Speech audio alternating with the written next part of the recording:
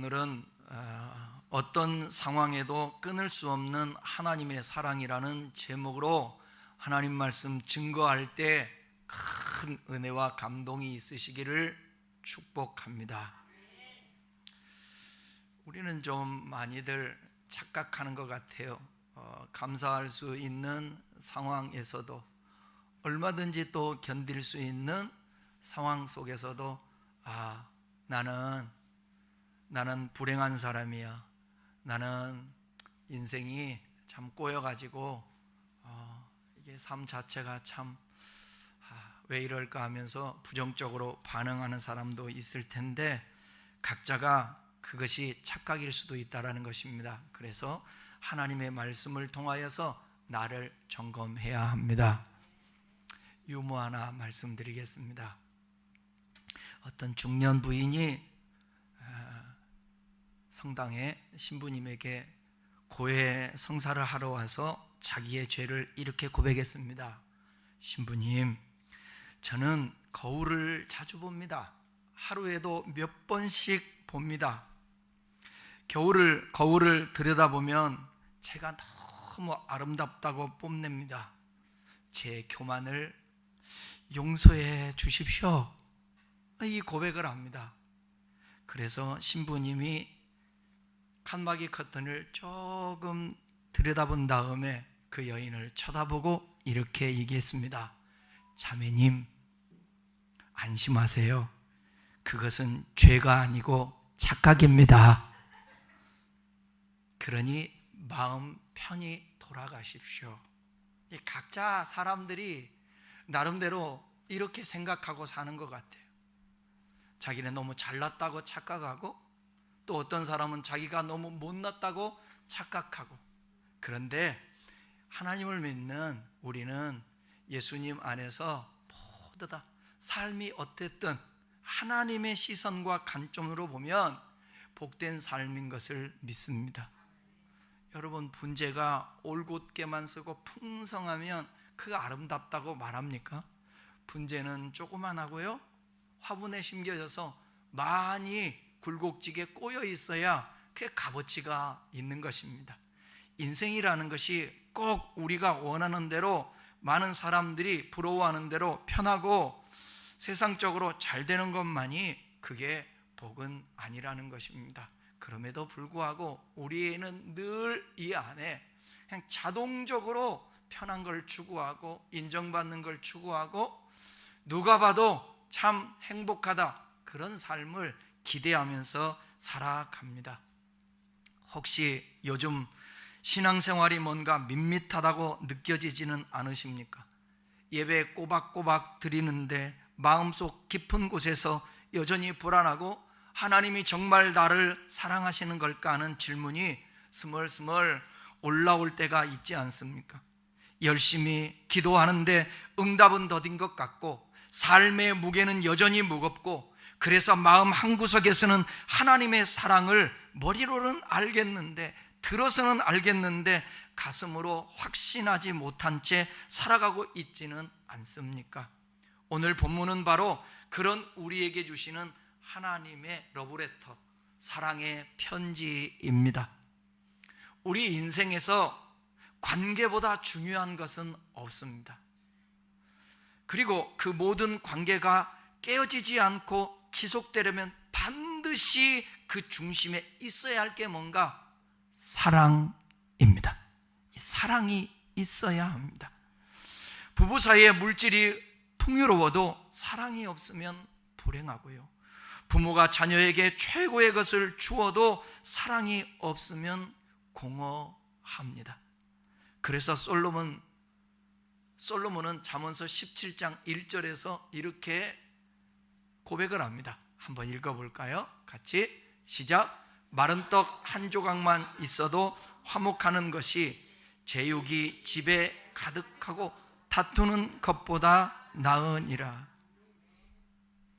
행복은 물질에서 오는 것이 아니라 관계에서 오는 것이며, 그 관계를 완성하는 가장 중요한 원동력이 바로 뭐냐? 사랑이라는 가르침입니다. 하나님과 우리와의 관계도 마찬가지입니다.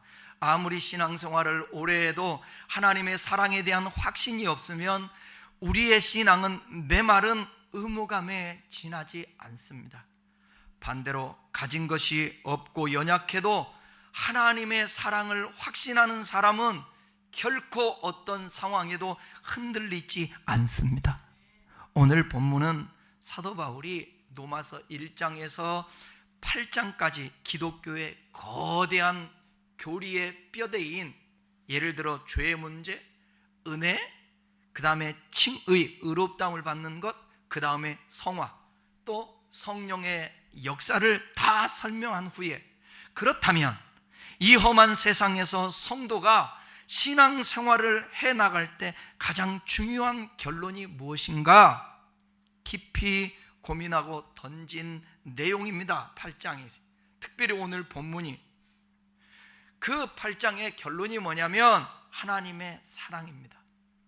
인생의 모진 환난 속에서도 꿋꿋하게 믿음을 지키기 위해 우리에게 절대적으로 필요한 것은 하나님의 사랑을 머리로 아는 것을 넘어서 그것을 뼛속 깊이 확신하고 체험해야 합니다. 우리가 살아보지만 예수 믿는다고 해서 병 안 되는 거 아닙니다. 예수 믿는다고 해서 어려운 일이 없는 것도 아닙니다. 예수 믿어도 상상할 수 없는 고난들이 우리에게 있습니다. 이 해답은 100% 줄 수 없습니다. 각자가 하나님의 관계 안에서 깨달을 수 있게 되는 것입니다. 뭐 원인이 많이 있죠. 우리 얘기하죠.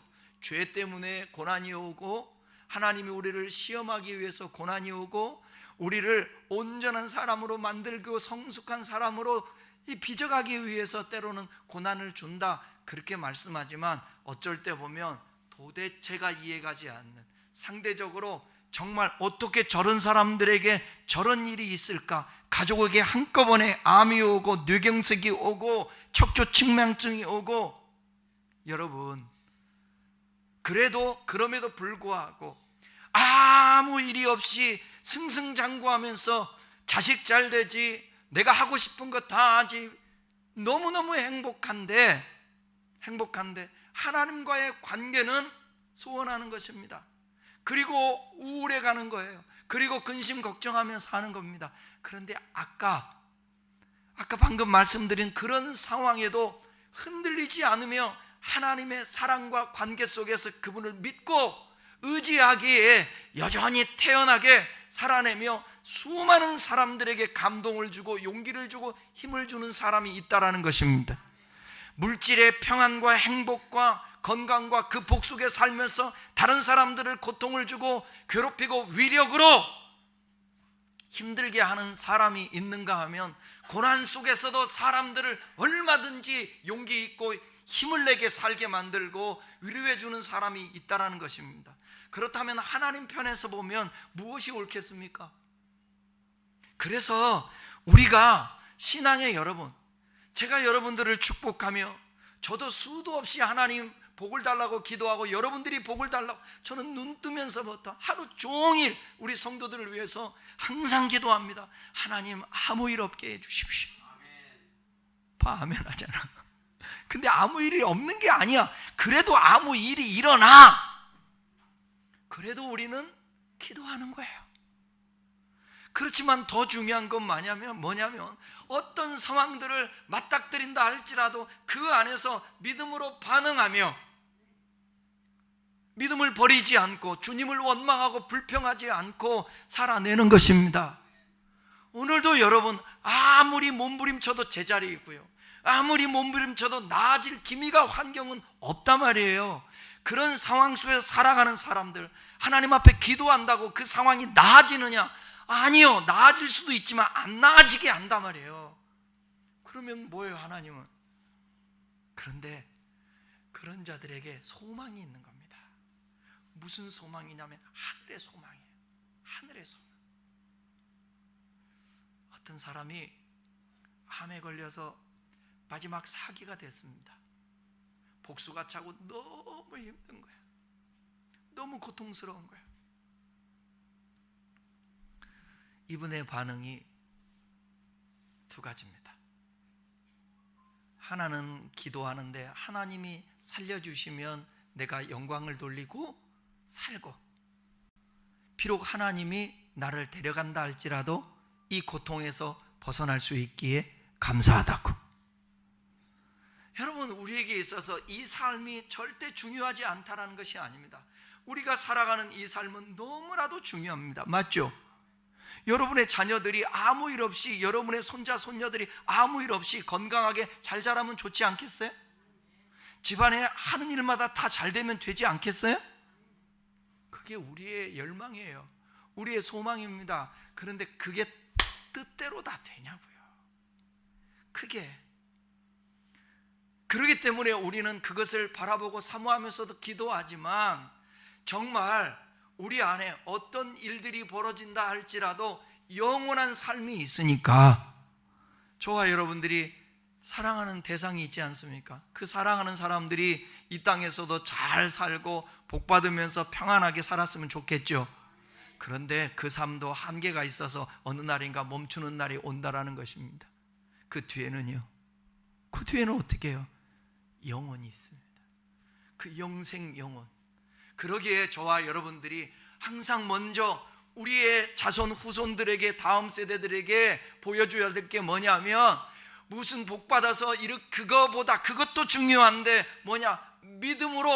믿음으로 살아내면서 진짜 하나님과 관계 속에서 진짜 믿음이 이것이다라는 것을 자녀들에게, 후손들에게 보여주는 것입니다. 왜? 그것을 통하여서 영생하니까. 영생이 더 중요하니까.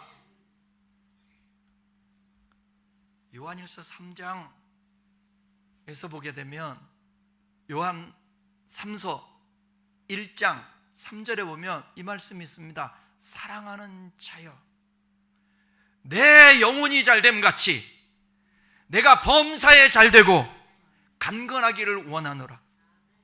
여러분 자녀들이, 여러분의 가족들이, 여러분 자신들이 영혼이 잘되기를 원하십니까? 그런데 우리의 관심은 그거보다 범사가, 그거보다 강건해, 육체에 더 관심이 있다는 것입니다. 괜찮습니다. 관심 가지십시오. 그러나 여러분의 영혼을 먼저 생각해야 합니다. 여러분의 가족의 영혼을 생각해야 합니다. 그러려면 하나님의 사랑을 내가 깨달아야 합니다. 그러려면 하나님의 사랑을 깨달을 수 있도록 여러분의 다음 세대 자녀들에게 그런 역사가 있기를 기도해야 합니다. 오늘 말씀을 통해서 어떤 상황에도 끊을 수 없는 하나님의 사랑을 가슴 깊이 새기고 돌아가시는 여러분 될 수 있기를 축원합니다. 바울은 오늘 말씀에서 만일 하나님이 우리를 위하시면 누가 우리를 대적하겠는가? 하나님의 사랑을 입은 자의 고백입니다. 31절을 같이 읽겠습니다. 시작. 그런즉 이 일에 대하여 우리가 무슨 말하리요? 만일 하나님이 우리를 위하시면 누가 우리를 대적하리요? 전지전능하신 창조주 하나님이 우리 편이신데 감히 그 어떤 세력의 권력이나 어둠의 세력이 우리를 무너뜨릴 수 없다라는 것입니다. 바울은 하나님이 우리를 위하신다라는 확신의 그 근거를 32절에서 제시하고 있습니다. 자, 우리 큰 소리로 한번 정신 차리고 읽으십시다. 시작. 아들을 아끼지 아니하시고 우리 모든 사람을 위하여 내주시니가 어찌 그 아들과 함께 모든 것을 우리에게 주시지 아니하겠느냐. 인생에서 가장 내어주기 어려운 것은 목숨보다 소중한 자식입니다. 자식. 여러분, 자식과 목숨을 바꿀 사람 있어요? 네?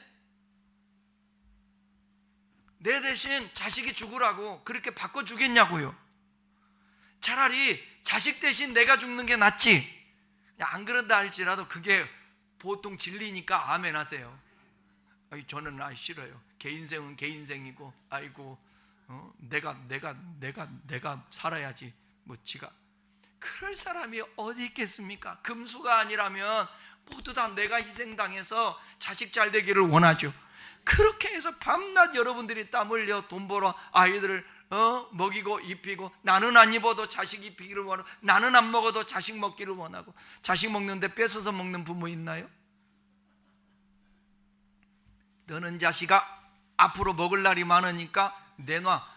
웃으면서 그럴 수 있지만 심각하게 진짜 이 안에 본질적인 욕망 때문에 자식 먹는 거 빼앗아서 먹는 사람이 어디 있냐 말이에요. 입에 있는 것도 내어주기를 원하지. 에? 우리나라는 고려시대 때에 부모를 고려장에 있는 거 아시죠? 에? 고려장. 일본도 옛날에 그랬습니다. 일본도 나이 먹잖아요. 그러면 사람들 식구들은 많으니까 먹을 것 이거 덜어준다고. 나이가 되면 아예 며느리가, 자식이 못된 자식, 못된 며느리는 그렇게 될 줄을 알고, 뭐냐면 여러분, 높은 산에 지게를 지고 자기 부모님들을 지고 올라가요. 내가 그걸 내가 보고 만화로 해서 만든 영상이었는데 보고 끔찍하더라고. 그러면 할머니든 할아버지든 묶어요. 그래서 저 언덕 위에서 굴려요. 굴려. 그런데 효자 아들이 하루는 눈 오는 날, 자기 부인이, 그리고 또 관례고 다 그러니까 자기 사랑하는 그 엄마를, 또 부모를 눈 오는 날 지게에 지고 산에 올라가는데, 이미 다른 사람들도 산에 올라가서 굴려 내보내는데 그 굴러 떨어지는 그 모습을 보는 것입니다. 너무 마음이 아파서 어머니를 거기다가 모셔놓고 차마 굴릴 수 없어서 내려오는데 이 마음이, 발걸음이 떨어지지 않는 거예요. 그래서 다시 올라가요. 그랬더니 어머니가 쫙 앉아있으면서 올라오는 아들을 보고 뭐라고 그랬게요? 손짓입니다. 내려가라고. 태연하게 내려가라고. 이게 부모입니다. 뭐 때문에? 사랑 때문에 그렇습니다. 창세기 22장에서 하나님은 아브라함에게 독자 이삭을 바치라 했습니다. 부모의 마음이, 어떻게 차라리 내가 죽지 어떻게 자식을 바치냐고요. 자식을 죽이냐고요. 그런데 하나님의 뜻이라 그 말씀에 순종하여서 자식을 하나님께 바치려고 합니다. 그 중심을 보시고 하나님은 순양을 미리 준비하셔서 그 시험을 멈추시고 여호와 이레의 은혜를 베풀어 주십니다. 자식을 바치는 고통이 얼마나 큰지를 하나님은 아셨습니다. 그러나 하나님 아버지는 우리를 구원하실 때 당신의 독생자 예수 그리스도를 십자가에 실제로 내어주셨습니다.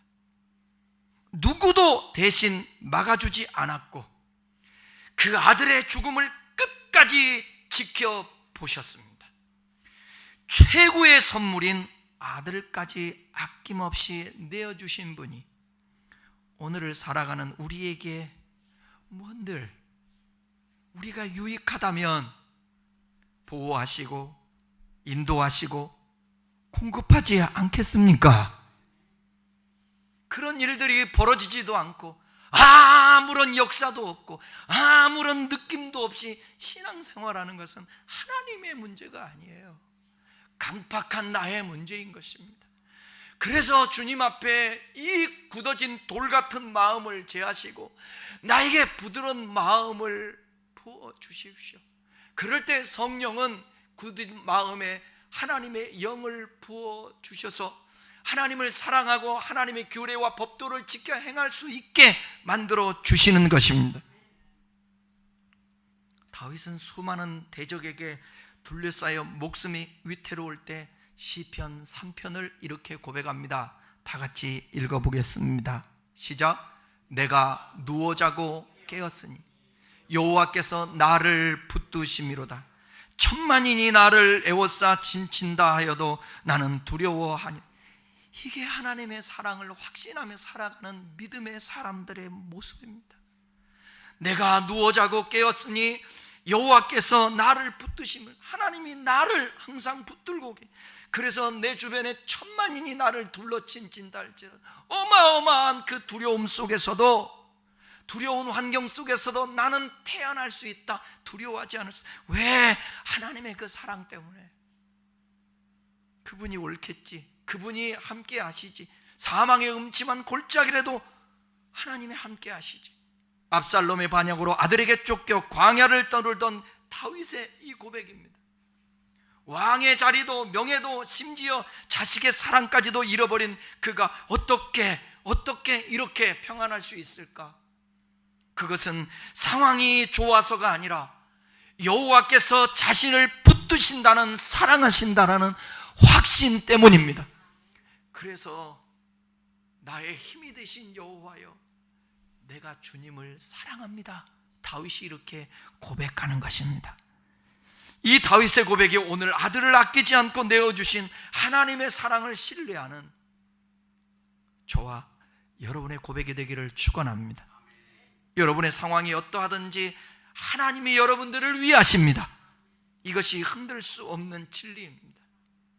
33절에서 34절 보시면 누가 능히 고발하리요, 누가 능히 하나님이 우리를 사랑하는데 정죄하리요 말씀하고 있습니다. 바울은 영적인 법정으로 데려가요. 자, 33절 34절 읽어보겠습니다. 시작. 먼저 33절 먼저 시작. 누가 능히 하나님께서 택하신 자들을 고발하리? 의롭다 하신 이는 하나님이시니 누가 정죄하리?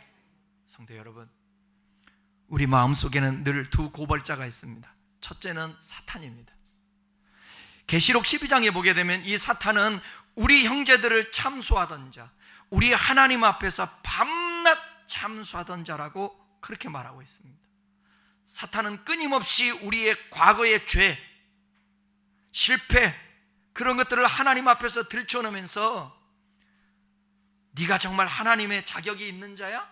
내 하나님의 사람이면 왜 그렇게 정죄를 합니다. 고발하죠.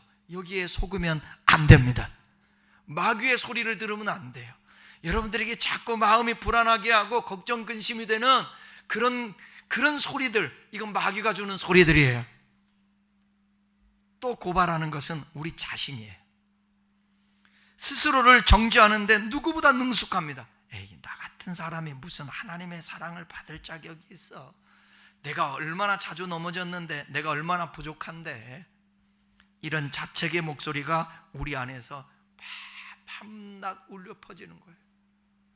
세상 사람들 역시 우리의 약점을 보면서 손가락질을 해요. 아이, 네가 무슨 예수 믿는다고, 네가 그러고도 그리스도인이냐, 참수하는 것입니다. 그러나 여러분, 법정의 최종 재판장은 사탄도 아니고 여러분 자신도 아니고 여러분을 정죄하는 사람들도 세상 사람들도 아니고 오직 하나님이십니다. 그 하나님께서 예수 그리스도의 대속의 피를 보시고 우리에게 정죄하지 않고 너는 의롭다 선언해 주시는 것입니다. 최종 판결을 내리는 재판장이 이미 무죄를 선언했는데 어떤 고발도 법적 효력을 갖지 못합니다. 사탄이 아무리 고발을 해도요, 우리 양심이 아무리 우리를 정죄해도요, 하나님의 법정에서 그것은 이미 기각된 소송입니다. 기각이 됐다라는 거예요. 누가 고발해 보십시오. 하나님이 기각하죠. 왜 우리가 이렇게 완전히 정죄함으로부터 자유할 수 있습니까? 34절입니다. 같이 읽어봐요. 누가 정죄하리? 죽으실 뿐 아니라 다시 살아나신 이는 그리스도 예수신. 그는 하나님 우편에 계신 자요 우리를 위하여 간구하시는 자시니라. 신약 성경에는 두 개의 중요한 3장 16절이 나옵니다. 그 3장 16절이 먼저는 요한복음 3장 16절이죠. 알죠? 시작. 하나님이 세상을 이처럼 사랑하사 독생자를 주셨으니 이는 누구든지 저를 믿는 자마다 멸망치 않고 영생을 얻게 하려 하시니라. 성경의 전체 가장 핵심이 되는 단어예요. 그런데 요한 1서 3장 16절에도 아주 중요한 말씀이 나옵니다. 기억하세요? 요한복음 3장 16절, 요한 1서 3장 16절, 똑같이 요한이가 말하는 거예요. 함께 읽어보겠습니다. 시작. 그가 우리를 위하여 목숨을 버리셨으니 우리가 이로써 사랑을. 그가 우리를 위하여 목숨 버렸다는 누구를 얘기하는 거예요? 예수님이요. 그래서 이로써 그 사랑을 하는 거예요. 우리가 하나님을 믿는데 그냥 믿는 게 아니에요. 전능하신 하나님만 믿는 게 아니라 그 사랑을 알고 믿었노니 하나님은 사랑이시라. 그 사랑을 알고 믿는, 그 사랑이 뭐였냐? 하나님 편에서는 독생자 아들을 주신 사랑. 예수님은 자기 목숨을 내어준 사랑. 예수님은 십자가에서 목숨을 버려 우리의 죄를 속하셨을 뿐만 아니라 지금 이 순간에도 하나님 우편에 우리의 이름을 하나하나 불러가며 중보기도 하고 계심을 믿으시기 바랍니다. 하나님의 아들이 친히 우리의 변호인이 되어 기도하고 계시고, 그런데 감히 누가 우리를 정죄하겠냐 말이에요. 과거의 실패와 죄책감은 하나님이 주신 마음이 아니에요. 우리는 그리스도의 완벽한 대속 속에 있는 하나님의 사랑 안에 거하고 있는, 마치 독수리의 새끼가 그 품에 있는 것과 같은 것입니다. 이제 35절에서 37절에서는 바울은 성도의 삶에 실제로 찾아오는 현실적인 이제 고난의 문제를 다룹니다. 이 고난 속에 하나님 우리를 사랑하는데 우리가 이렇게 고난이 있을 수 있을까? 왜 이 부분이 오늘 우리에게 중요한 부분이냐면, 우리는 관념 속에서가 아니라 구체적인 삶의 현장에서 하나님의 사랑을 의심하기 때문에 그렇습니다. 잘 되면 하나님 감사합니다 아멘 해놓고 누리는 건 다 내가 누리고, 조금 어려움, 좀 일이 있으면 왜 하나님 나 사랑하는데 이렇게 하시냐고 또 의심하기도 하고 그러거든요. 자, 35절 읽어보세요. 35절 시작. 누가 우리를 그리스도의 사랑에서 끊으리요? 환난이나 곤고나 박해나 기근이나 적신이나 위험이나 가리리. 여기 언급된 환난, 곤고, 박해, 기근, 적신. 적신이라는 것은 뭐냐면 헐벗음을 얘기하는 것이에요. 위험, 칼. 사도 바울이 선교 현장에서 뼈저리게 겪었던 실제적인 고통들이었습니다. 바울은 하나님의 사람입니다. 하나님의 사랑을 입은 자입니다. 하나님을 사랑하고 그러므로 인하여서 그의 사명을 받아서 죽어가는 영혼들을 살리는 하나님의 종이었습니다. 그런데 이러한 실제적인 고난을 당했습니다. 여러분 잘 아시잖아요. 고린도후서 11장에 보게 되면 자신이 40에서 하나 감한매를 몇 번 맞았느냐? 5번 맞았다. 3번 태창에 맞고 돌에 맞고 3번 파선하여 밤낮을 바다에서 표류하고, 강의 위험과 광도의 위험과 동족의 위험과 이방인의 위험 가운데 춥고 헐벗고 굶주렸다고 고백합니다. 그런데 이 사람이 하나님의 사랑을 입은 사람입니다. 하나님을 사랑하는 사람. 초대교회 성도들도 36절 뒤에 보게 되면 종일 주를 위하여 죽임을 당하게 되며 도살할 양같이 여김을 받은 극심한 박해 속에 살았습니다. 오늘 우리가 겪는 고난은 어쩌면 그들에게 비하면 너무나도 약한 것들입니다. 그러나 우리에게도 나름의 깊은 고난이 있습니다. 갑작스런 건강의 위기, 자녀의 문제, 그래서 잠 못 드는 밤을 새고 여러 가지 실패, 경제적인 궁핍, 관계의 깨짐, 미래에 대한 막막함, 그때 우리는 질문합니다. 하나님, 이런 상황에서도 정말 나를 사랑하십니까? 사랑하신다면 왜 이런 일이 나에게 일어납니까? 이것은 결코 부끄러운 질문이 아닙니다. 신앙의 선배들이 다 통과했던 질문이에요. 그러나 바울의 대답은 명확합니다. 고난의 존재가 하나님의 사랑의 부재를 증명하지는 않습니다. 이해하시겠어요? 뭔 말인지? 고난의 존재가, 고난이 꼭 있다고 해서 하나님의 사랑이 없다라는 것이 그런 건 아니라는 거예요. 오히려 고난 속에서도 흔들리지 않는 사랑이야말로 진짜 사랑입니다. 여러분, 희한해요. 제가 지금까지 경험을 오게 되면 저 사람이 주님을 어떻게 더 믿을 수 있을까? 그런 상황이 있는데 주님을 떠날 것 같잖아요. 천만에. 오히려 풍요롭고 오히려 건강하고 자기 마음대로 살아가는 사람들이, 주님의 잘 사는 사람들이, 세상 말로 하면 주님을 떠날 확률이 더 많지, 오히려 힘들고 고난하고 잃어버리고 죽고 그런 고난 속에서 오히려 더 하나님을 잘 섬기고 나아가는 것을 볼 수 있었습니다. 그게 뭐 때문인가? 37절은 이렇게 바울은 선을 합니다. 시작. 그러나 이 모든 일에 우리를 사랑하시는 이로 말미암아 우리가 넉넉히 우리를 사랑하시는 이로 말미암아 넉넉히 이긴다라는 거예요. 그러니까 우리를 사랑한다는 그 확신이 있는 자만이 넉넉히 이길 수 있는 것입니다. 바울은 환난이 없어지면 이긴다고 하지 않습니다. 모든 일에 그 환난이 여전히 존재하는 그 한복판에서 우리를 붙드시는 하나님의 손길 때문에 압도적으로 넉넉히 이길 수 있다는 것입니다. 그래서 믿음이 필요합니다. 여러분, 이 더위가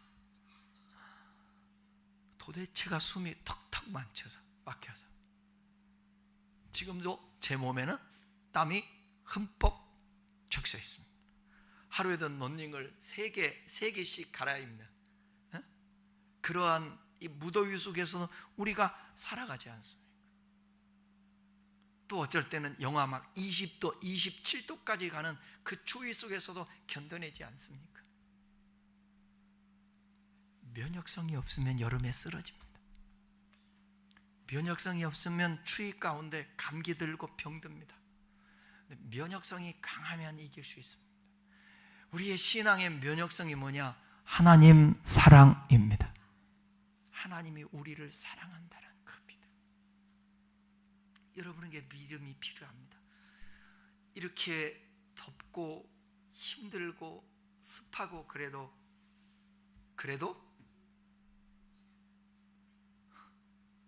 어저께 카톡 보니까 우리 교회 카톡에 그래도 겨울은 옵니다 있던데, 겨울은 옵니다. 맞잖아요. 저는 힘들면 이 또한 지나가리라. 다 같이 이 또한 지나가리라. 그럴 수도 있지. 이 또한 지나가리라. 그럴 수도 있지. 네, 이 또한 지나가는데 반드시 겨울 옵니다.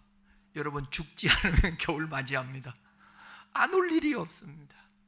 그러면 또 이렇게 생각해 볼까요? 여러분, 어차피 여러분은 죽습니다.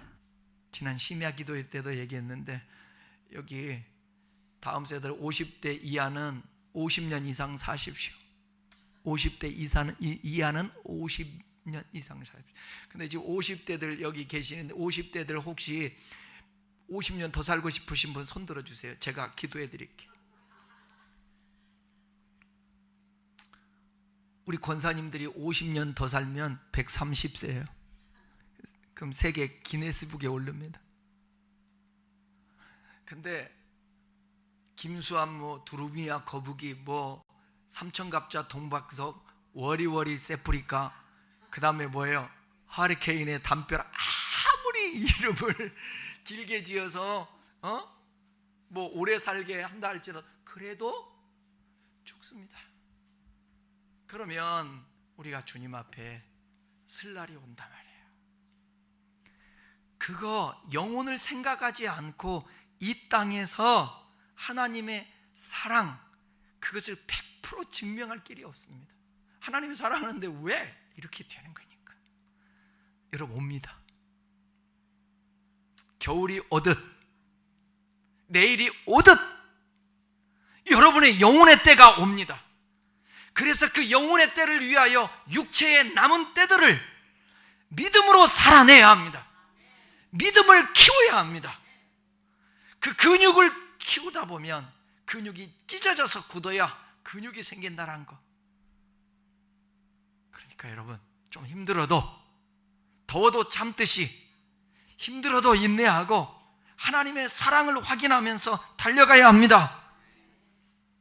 성경 인물들 보세요. 요셉은 형제들에게 팔려 노예가 되고 억울하게 감옥 생활했지만 그 모든 과정 속에 하나님의 사랑과 섭리가 있었다는 거예요. 다윗은 사울에게 쫓기고 광야에서 짐승처럼 숨어 지냈지만 그 광야에 결국 그를 하나님께서 빚으시고 함께 했다는 거예요. 다니엘은 사자굴에 던져졌지만 하나님이 그 사자 입을 봉하였습니다. 환난 복판에서 하나님의 사랑을 신뢰함으로 넉넉히 극복한 승리자들이 우리의 허다한 증인들이 있습니다. 믿음의 선진들. 거기에 대열에 여러분들도 끼기를 바랍니다. 어려운 환경과 상황에도 뒤로 물러서지 않고 이겨내는 원동력, 그것이 바로 끊을 수 없는 하나님의 사랑 때문입니다. 강해서가 아니에요. 사랑받고 있다는 확신이 우리를 강하게 만드는 것입니다. 오늘 여러분의 삶에 어떤 환난이 있든지 그것은 하나님의 사랑이 끝났다는 증거가 아니라 오히려 그 환난 한복판에서 여러분들을 붙드시는 그 손길이야말로 하나님 사랑의 가장 확실한 증거입니다. 바울은 38절 39절에서 눈에 보이는 것과 보이지 않는 우주의 모든 권세들 9가지를 얘기하는데 그 존재를 나열하면서 최후의 선언을 던집니다. 38, 39절 읽습니다. 시작. 내가 확신하노니 사망이나 생명이나 천사들이나 권세자들이나 현재일이나 장래일이나 능력이나 높음이나 깊음이 다른 어떤 피조물이라도 우리 주 그리스도 예수 안에 있는 하나님의 사랑에서 끊을 수 없는, 사망도 하나님의 사랑에서 끊을 수 없어요. 생명도 천사도 권세들도 현재일도 장래일도 능력도 높음도 깊음도 그 어떤 것도 그 하나님의 사랑에서 끊어낼 수 없다는 거예요. 바울이 왜 이렇게 9가지나 되는 존재를 나열했을까? 그것은 우리가 상상할 수 있는 모든 두려움 목록을 빠짐없이 열거하기, 그 어떤 것도입니다. 인간이 가장 두려워하는 게 뭐예요? 죽음 아닙니까? 사망이잖아요. 그런데 그리스도인에게 사망은 형벌이 아니라 주 안에서 잠자는 것이라고 말씀했어요. 그리고 부활의 영광으로 나아가는 관문일 뿐이다, 죽음이라는 것이. 그러니 얼마나 우리가 그 사랑으로 받은 그 축복이 크냐고요. 부활이. 죽음조차도 우리를 하나님의 사랑에서 분리할 수 없습니다. 여러분의 삶의 고단함도, 보이지 않는 영적 세력도, 오늘의 절망도, 내일의 불안도, 그 어떤 높고 깊은 세력 예유가 될 수 없습니다. 끊을 수 없습니다. 끊을 수 없는 사랑을 받고 우리가 있는데 그것을 깨닫지 못하고 알지 못할 뿐인 거예요. 바울은 우리가 경험할 수 있는 모든 상황을 다 담아서 그 무엇도 끊을 수 없다고, 그 사랑에서. 바울은 왜 그냥 하나님의 사랑이라고 말하지 않고 우리 주 예수 그리스도 안에 있는 하나님의 사랑이라고 표현했을까? 지난주에도 설교가 평강할 때 그냥 평강이 아니라 무슨 평강이라고? 그리스도의 평강이. 세상 그 어떤 평강이 아니라 그리스도가 누렸던 그 평강. 오늘 그냥 하나님의 사랑이 아니라 우리 주 예수 그리스도 안에 있는 하나님의 사랑이래요. 구원과 영생, 자녀됨의 신분, 모든 하늘의 신령한 복이 오직 예수 그리스도 안에서 만들어져 있기 때문입니다. 그리스도 밖에서 찾는 사랑은 언제든지 흔들려요. 그리스도 안에 있는 사랑은 결코 흔들리지 않아요. 그 사랑의 절정이 바로 뭐냐? 예수 그리스도의 십자가, 거기서 확실한 도장을 찍은 것입니다. 십자가가 있는 한 우리는 어떤 절망 속에서도 하나님의 사랑을 의심할 수 없습니다. 십자가는 지워지지 않는 증거이고 시간이 지나도 퇴색되지 않는 사랑의 확증서입니다. 이게 근본입니다. 이게 원리입니다.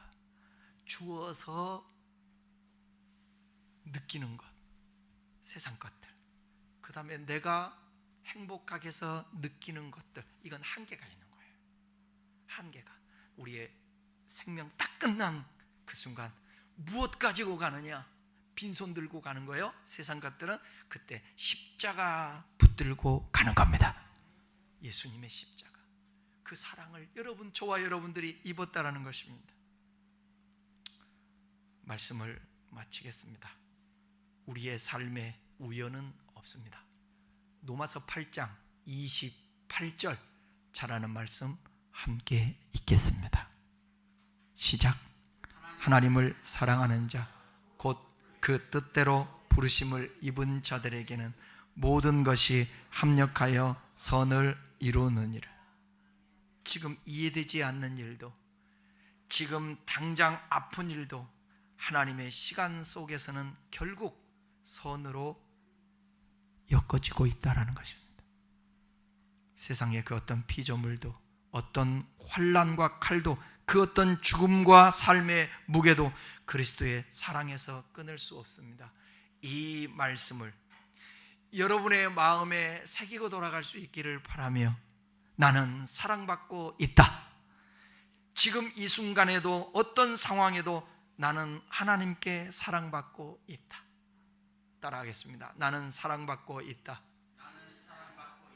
지금 이 순간에도, 어떤 상황에서도 나는 하나님께 사랑받고 있다. 이 확신을 가지고 세상 속에서 넉넉히 승리하는 우리 모든 성도들, 주님 앞에 서는 그날까지 하나님의 끊을 수 없는 그 사랑의 확신을 가지고 나아갈 수 있기를 주님의 이름으로 축원합니다.